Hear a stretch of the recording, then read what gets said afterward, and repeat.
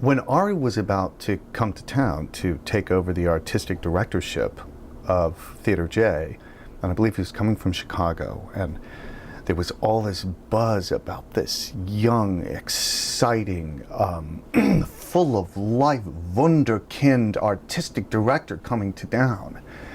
But before he was artistic director of Theater J, Ari was a poor black child of Mississippi. He actually was a regular as a subject for medical experiments out at NIH. He was a professional wrestler. He was a speechwriter for Bush. It was a very sad time in his life. He actually was a pimp in, I think, Minneapolis. But then we moved to Theater J. We didn't move to Washington, D.C. We moved to Theater J. Okay, we moved in. My bed is in the back. It's a miracle where he's come from that early time. Do you remember how you first met Ari Roth? Yeah.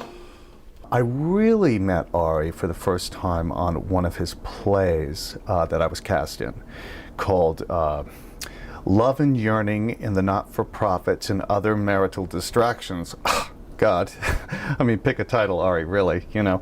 He showed up on my doorstep one New Year's Eve, a little tipsy, but it was love at first sight.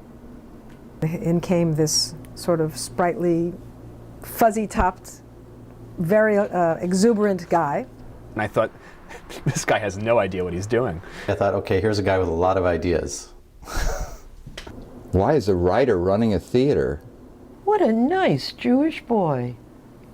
Hair. Hair was my first impression. Well, I know that everybody thinks that he is the artistic director of Theater J, and that in those first years it was really him who was, getting the theater more exposure.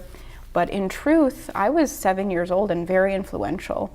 I would come here every day after school and, help with mailings. Would you say that you and your sister are completely responsible for any artistic success he has had? Definitely. I mean,